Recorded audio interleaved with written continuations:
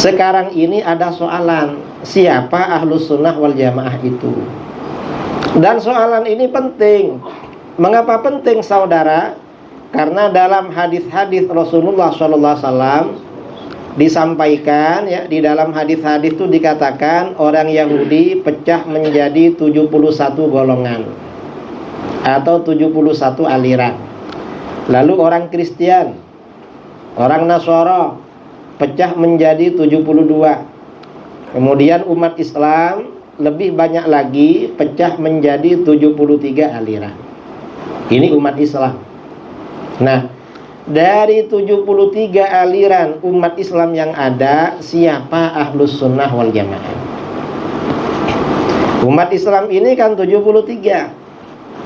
Dari 73 ini, siapa yang ahlus sunnah wal jamaah? Ternyata bagaimana kata para ulama, tidak semua aliran dalam Islam mengaku sebagai ahlus sunnah wal jamaah. Jadi tak semuanya mengaku sebagai ahlus sunnah wal jamaah. Macam misalnya ya Khawarij. Khawarij ini menamakan dirinya golongan asyurat. Asyurat itu artinya apa? Golongan yang menjual diri. Mengapa dikatakan menjual diri? Khawarij ini orang-orangnya minoriti, sedikit. Tapi walaupun minoriti, berani memerangi golongan mayoriti. Karena mereka memerangi mayoriti, maka kalah terus. Ulama-ulama mereka, pimpinan-pimpinannya, ketika anak buahnya mati, mereka bilang apa? Kita tak apa walaupun kalah, walaupun mati, karena kita memang menjual nyawa membeli surga. Ini kata Khawarij. Khawarij ini pecah menjadi 20 aliran, 20 kelompok. Syiah. Syiah ini menamakan dirinya Syiah, gak mau menamakan dirinya Ahlus Sunnah wal Jamaah. Syiah ini yang besar-besar pecah menjadi 20. Kalau dengan yang kecil-kecil lebih dari 300. Ini Syiah. Lalu Mu'tazilah. Mu'tazilah ini menamakan dirinya Ahlul Adli wat Tauhid, pengikut keadilan dan tauhid. Ini Mu'tazilah. Mu'tazilah tak mau menyebut dirinya Ahlus Sunnah wal Jamaah. Mereka menyebut dirinya Ahlul Adli wat Tauhid, pengikut keadilan dan tauhid. Mengapa mereka menyebut dirinya pengikut keadilan dan tauhid? Maksud keadilan itu bukan adil kebalikan kezaliman, bukan. Maksud keadilan bagi Mu'tazilah, maksudnya Mu'tazilah itu tak beriman kepada takdir. Itu maksudnya. Mengapa tak beriman pada takdir? Kata Mu'tazilah, kalau ada takdir berarti Tuhan tidak adil. Karena orang yang baik itu takdir dari Tuhan, yang jahat takdir dari Tuhan.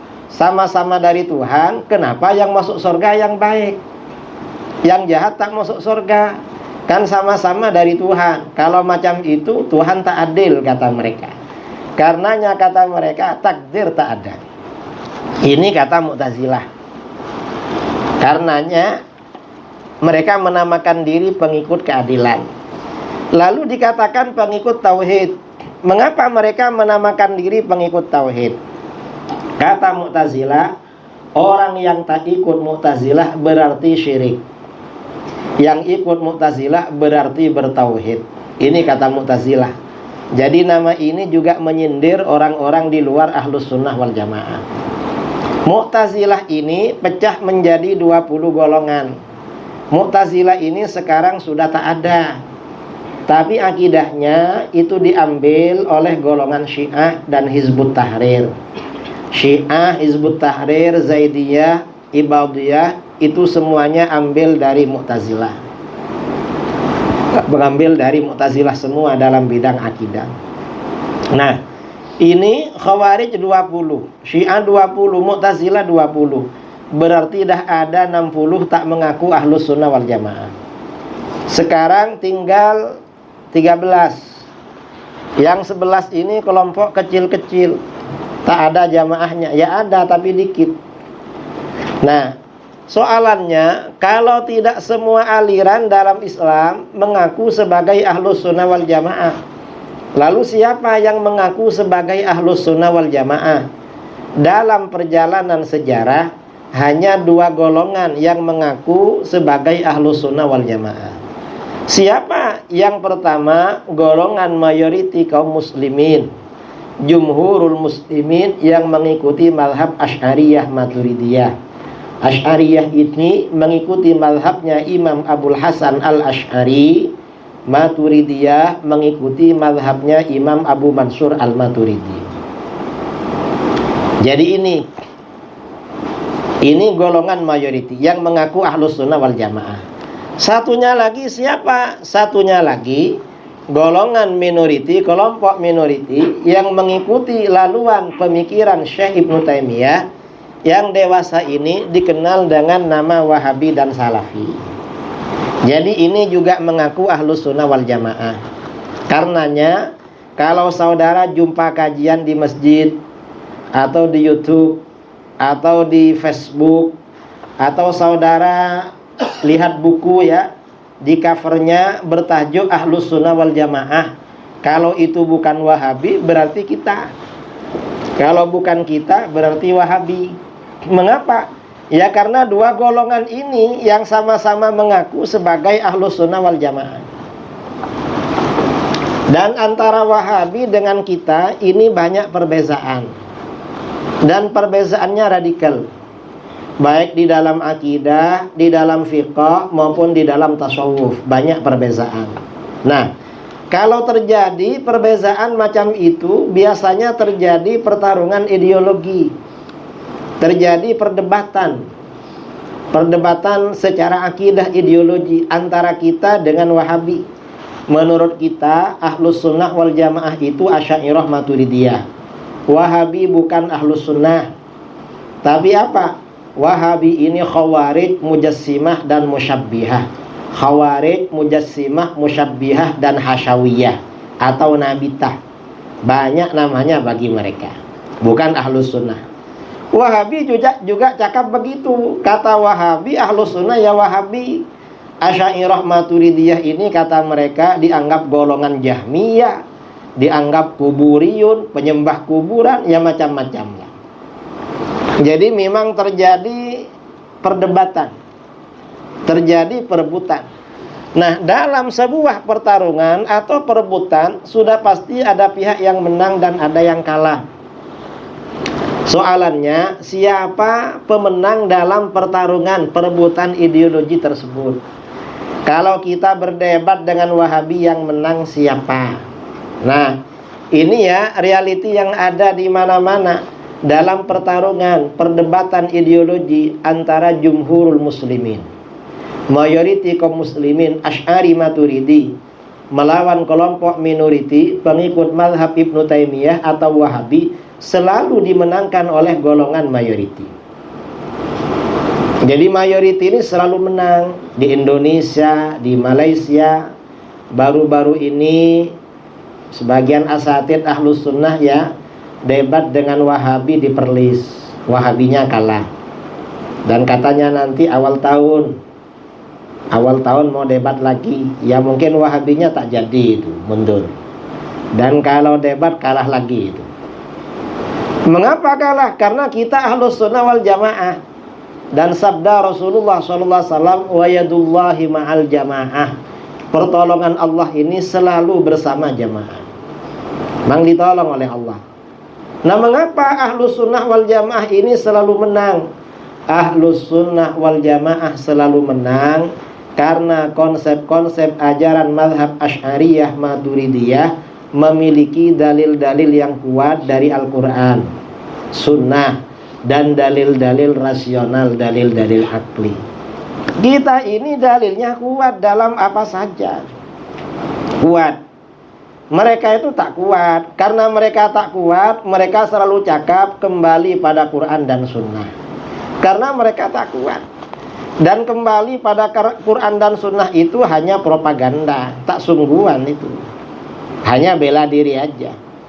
Yang kuat ya Ahlus Sunnah wal Jamaah memang. Nah, Karena Ahlus Sunnah wal Jamaah ini selalu menjadi pemenang, ya, selalu menang dalam perdebatan ideologi, maka Ahlus Sunnah wal Jamaah identik atau dikenal dengan Asy'ariyah Maturidiyah. Dari dulu kalau orang cakap Ahlus Sunnah wal Jamaah, pasti kata orang Asy'ariyah Maturidiyah.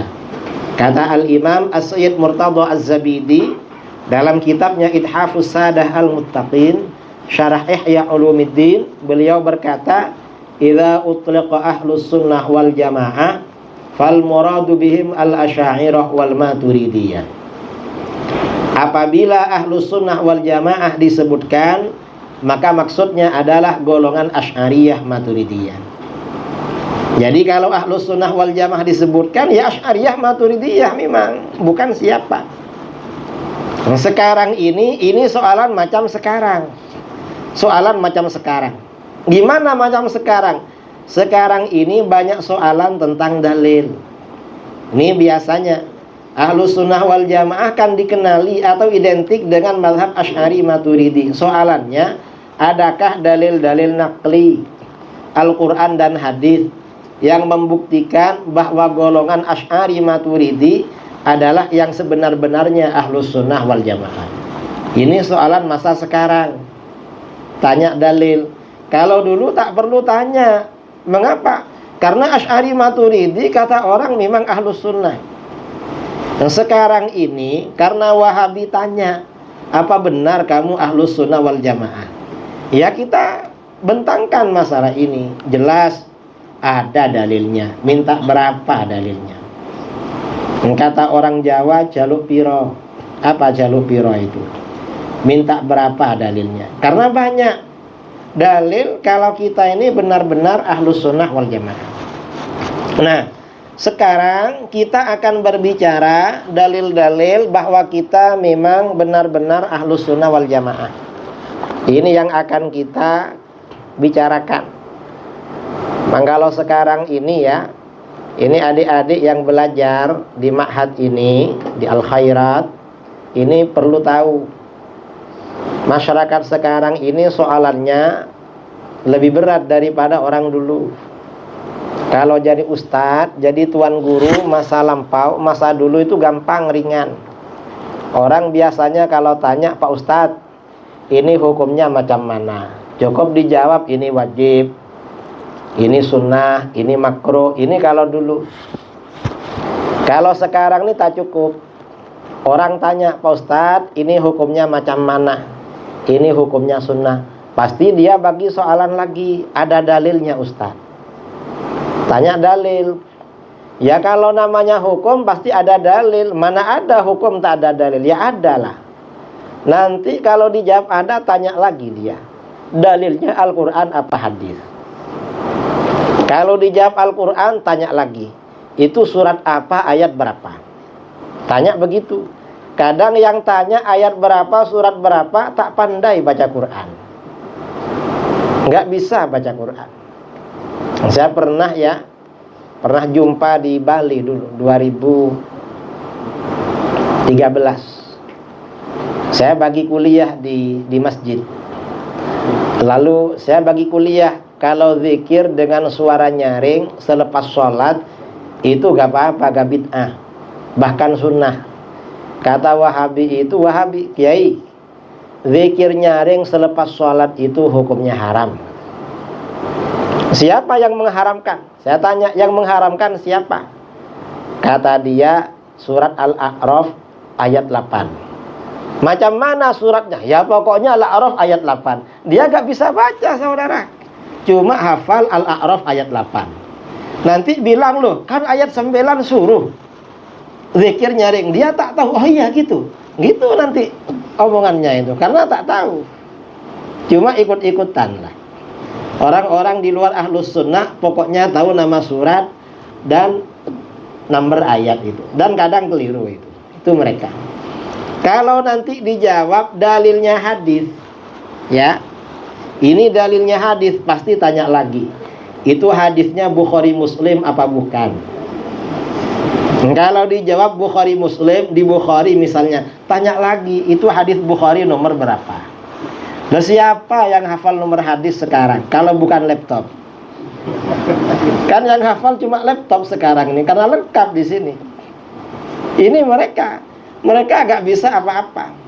Mereka sudah tak mau pada qiyas, tak mau pada ijma'. Padahal kalau menolak ijma' dan qiyas ini termasuk tanda-tanda ahli bid'ah. Ya mereka ini. Ya cuma kita layani memang. Mereka tanya ada enggak dalil Al-Quran hadis bahwa Asy'ariyah Maturidiyah Ahlus Sunnah wal Jamaah. Jawabannya ya banyak, bukan ada. Contohnya apa? Misalnya ini dalil pertama.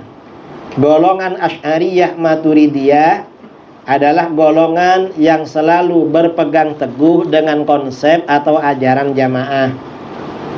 Ini dalam hadis ya. Dalam hadis sahih riwayat Imam Ahmad dan Abu Dawud, An Muawiyah bin Abi Sufyan radhiyallahu an, qala inna Rasulullah sallallahu alaihi wasallam qala. Rasulullah sallallahu alaihi wasallam bersabda, ala inna man qablakum min ahlil kitab iftaraqu ala thintain wa sab'ina millah. Ingatlah, sesungguhnya orang-orang sebelum kamu dari pengikut Alkitab, Yahudi Nasara, pecah menjadi 72 golongan. Yang Yahudi 71, Nasara Kristen 72. Wa inna hadhil millah sataftariqu ala 73. Dan sesungguhnya agama ini, pengikut agama Islam ini akan pecah menjadi 73. Jadi kita ini pecahnya lebih ramai daripada Yahudi dan Nasara. 73. Thintani wa sab'una finnar. Yang 72 akan masuk neraka. Wa wahidatun fil jannah, dan satu yang masuk surga. Siapa? Wahiyal jamaah, yaitu golongan jamaah. Jadi yang masuk surga ini golongan jamaah.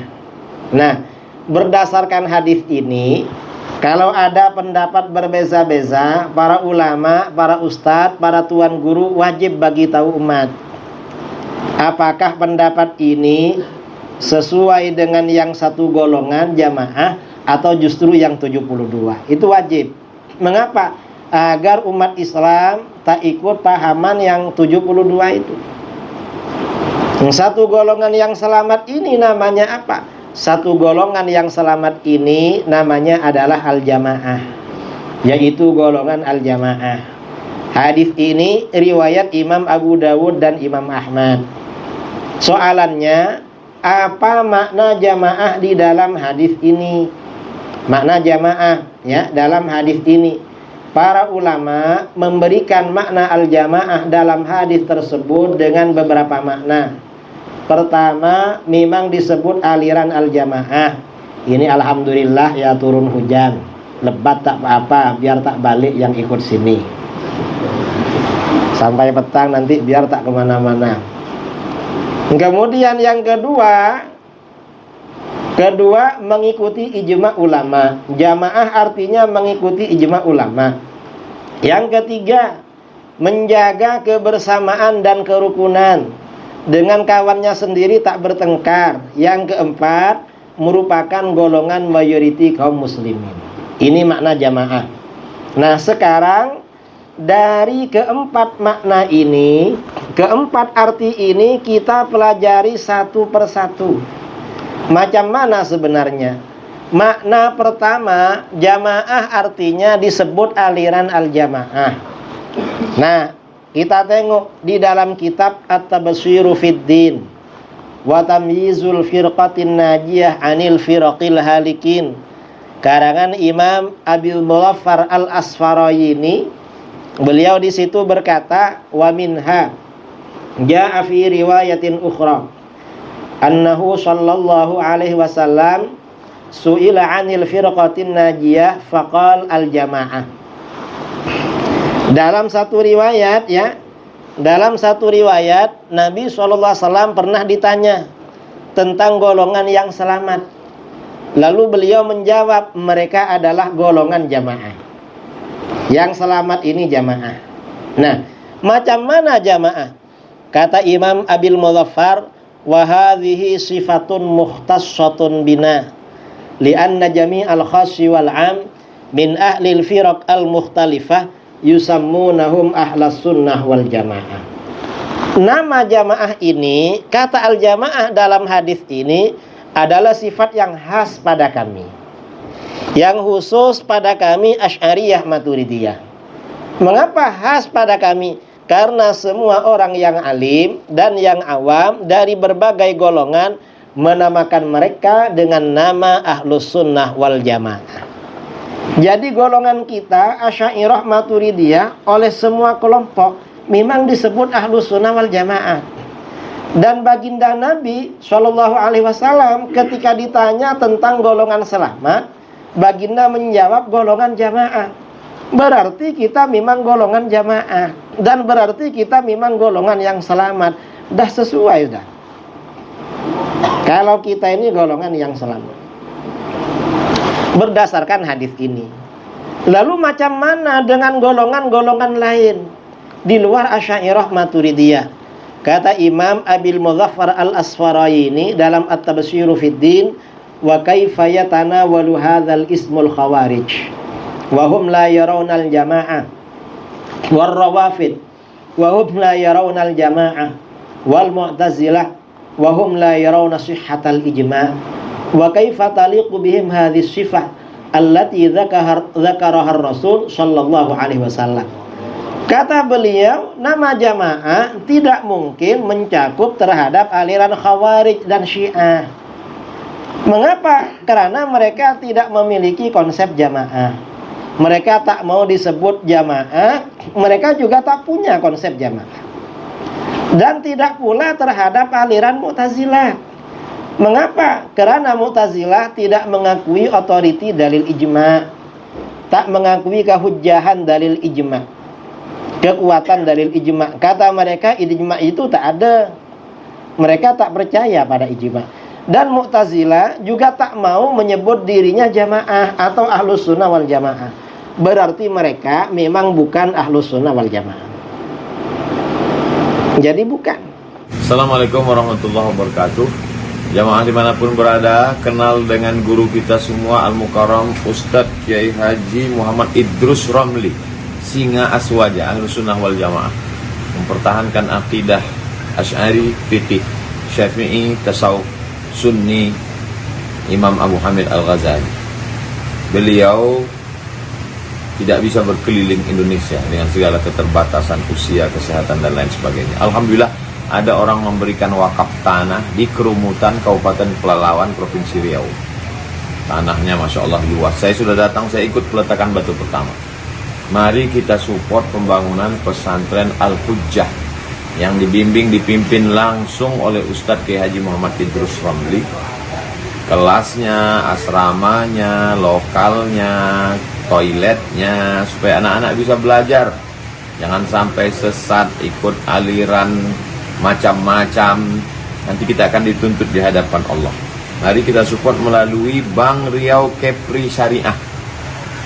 Nomor rekening 820 200003. Sekali lagi, Bank Riau Kepri Syariah 820 200003. Ada rekening satu lagi, Bank Syariah Indonesia BSI 20019 45001. Sekali lagi 20019 45001. Bukan pribadi, atas nama yayasan. Nama yayasannya Yayasan Al-Hujjah Riau. Ma'akal tafa'afnaita, uang yang dicari dibelikan makanan busuk. Wa malabis tafa'ablaita, diberikan pakaian lapuk. Wa matasaddaq tafa'amdaita, yang diwakafkan untuk bangun pesantren. Itulah yang akan mengalir menerangi alam kubur sampai hari kiamat. Hadiahkan pahalanya, belikan satu sak semen untuk almarhum ayah, almarhumah ibu. Mengalir pahalanya dan anaknya juga dapat amal jariah. Berkah selalu. Assalamualaikum warahmatullahi wabarakatuh.